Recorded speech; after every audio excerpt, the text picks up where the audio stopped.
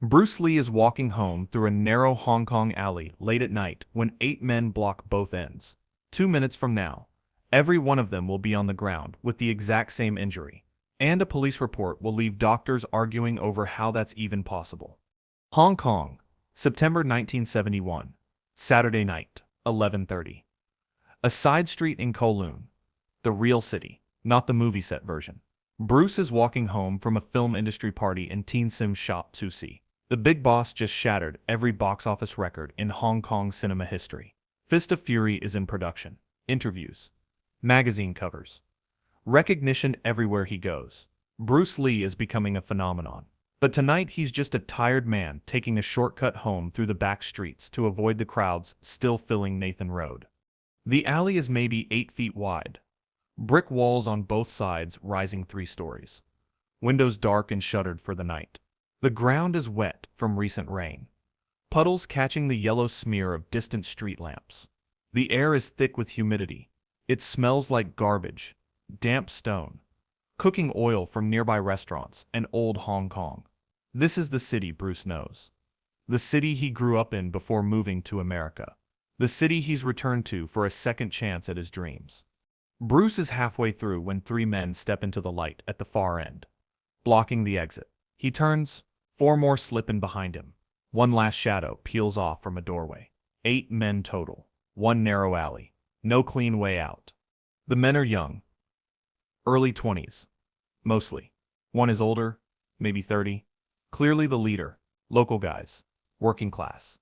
Tank tops and worn shirts. Jeans. Work boots. Not organized crime. Just 8 men who see a well-dressed man walking alone. 8 men who see an opportunity to feel powerful. The older one speaks in Cantonese. You're walking through our territory. His voice is rough, confrontational. Bruce says calmly, I'm just going home. I'll go back, the man says. Too late. You pay toll or you pay another way. Bruce reaches for his wallet slowly, non-threatening, trying to de-escalate. How much? The man laughs. A mean laugh. Not money. We want to teach you respect. Teach you what happens when rich guys walk through here like they own the place. Bruce realizes, this isn't about money. This is about violence. About power. About 8 bored, angry men looking for someone to hurt. Someone to dominate. Someone who looks like an easy target. He's outnumbered 8-1. Cornered in a narrow space with brick walls on both sides. No witnesses. No help coming. No escape route, except through them. Just him and 8 men who've decided he's their entertainment for the night. Bruce's mind calculates rapidly. 8 opponents. Narrow space. Limited angles of attack. That's actually an advantage. In a wide-open area, they could surround him completely. Attack from all sides simultaneously. But here, in this confined alley, they can't all reach him at once. The walls force them into a queue. They have to file in. 2 at most can engage him at any given moment. The others have to wait behind. That creates a sequence, a rhythm, a pattern he can exploit. He can control the pace. He can dictate the terms. But he has to be smart. Can't waste energy. Can't use 8 different techniques. Has to be efficient. Systematic. 1 technique. 1 target. 8 repetitions. Perfect execution. He says, I don't want trouble. Just let me pass. The older man steps forward. You don't get to choose. What's the emotions to the others? They start closing in from both ends, moving slowly. Confident. 8 against 1. Easy odds. They've done this before. Numbers always win. That's the rule they know. Bruce doesn't take a fighting stance. Doesn't square up. Doesn't raise his fists. Just stands relaxed. Natural. Feet shoulder-width apart for balance. Hands at his sides. Loose and ready. Weight evenly distributed. Breathing calm and controlled.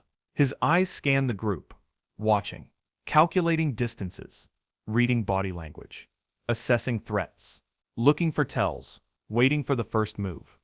This is what he teaches his students. Never attack first. Never initiate violence. Let the opponent commit. Let them create the opening. Let them expose their intention. Then respond. Decisively. Efficiently. With absolute precision. The first man rushes forward with a big looping right punch. Street fighting. Bruce steps inside it. His right hand shoots up, open palm targeting the solar plexus. The man's breath exits in one sharp gasp. He doubles over, one down. The second man charges immediately with the same wild swing. Bruce repeats the movement. Step, palm, same spot, two down.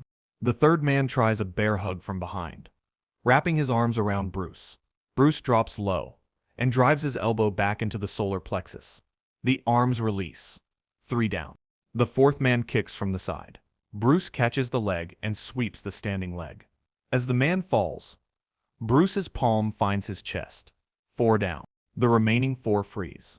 Four of their friends are on the ground, gasping, holding their chests in the same spot. This small man is systematically dismantling them.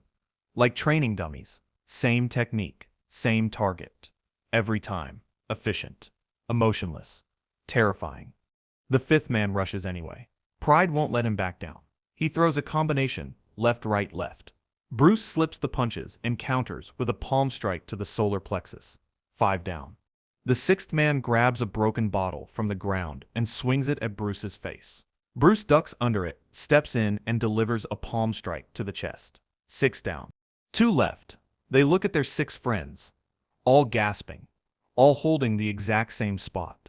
This isn't a fight. It's a demonstration. The younger man runs, just turns and sprints down the alley. Gone.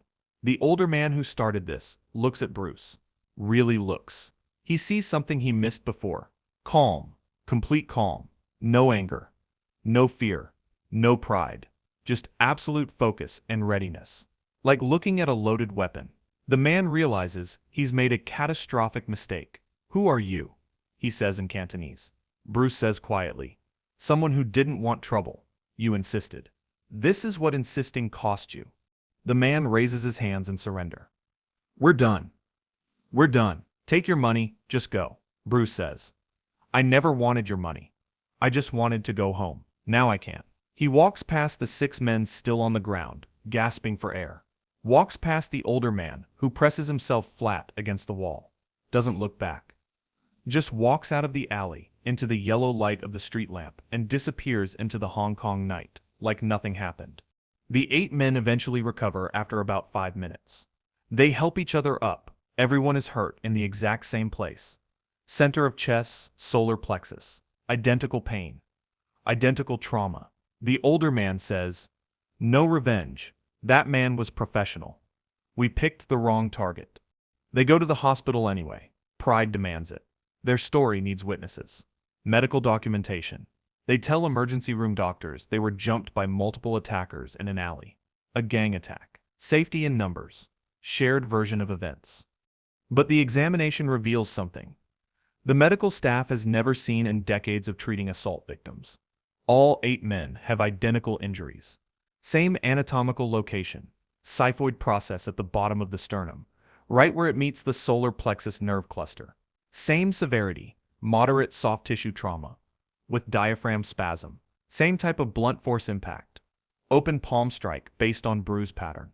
8 different people arriving separately over an hour, all with the exact same wound. The attending physician, Dr. Chen, a 30-year emergency medicine veteran, calls it surgically precise repeated trauma. She's never seen anything like it. How do 8 people get hit in the exact same spot with the exact same force? It doesn't make medical or statistical sense. Unless it was one person, one technique. 8 repetitions. Police get involved. 8 victims claiming assault.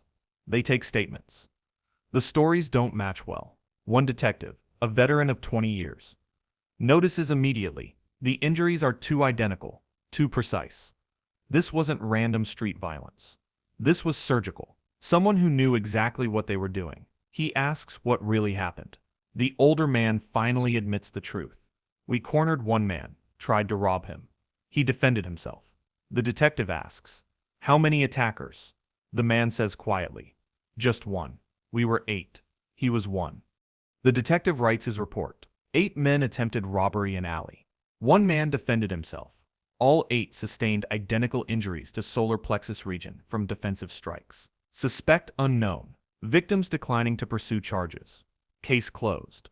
But the report circulates through the department. So closed, the report circulates through the department.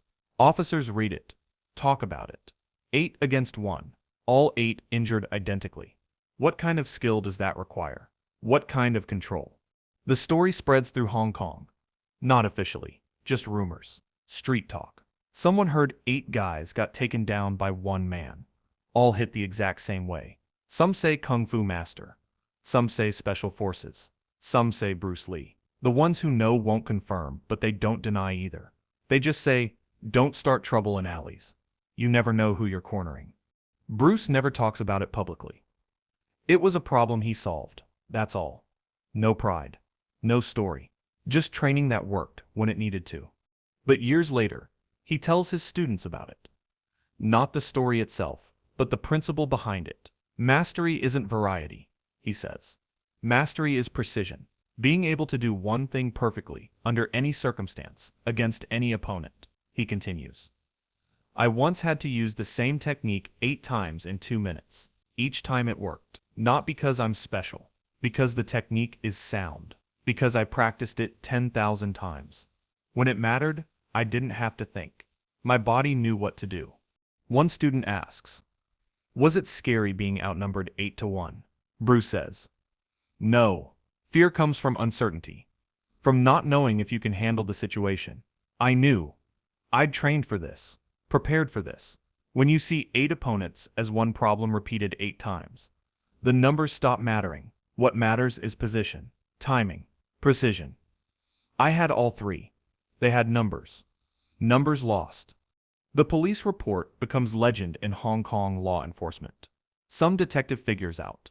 It was Bruce Lee. He sees Bruce at an event and says quietly, the medical examiner had never seen such precise repeated trauma. Said whoever did it had surgical control. Bruce says, sounds like someone trained well. The detective says, sounds like someone who could have killed them all but chose not to. Chose to disable instead of destroy. That's the real skill, Bruce says. Mercy isn't about deserving. It's about choosing restraint when you have the power to destroy. 50 years later, the report still exists in the archives. 8 men. Identical injuries. Defensive action. Suspect unknown. Case closed. Retired officers remember. They say those 8 guys were lucky. Lucky he was disciplined. Lucky he was controlled. Lucky he just wanted to go home. He chose the one technique that disables without destroying. That's mastery, not the 8. The restraint. Most people think 8 versus 1 is 8 different fights. It's not. He turned 8 problems into one solution. He'd practiced 10,000 times. That's the difference between training for show and training for survival. Between learning moves and mastering principles. Between variety and precision. 8 men learned that lesson the hard way. 8 identical injuries. 8 reminders that numbers mean nothing against mastery. One technique. Perfect execution. 8 times. That's all it took.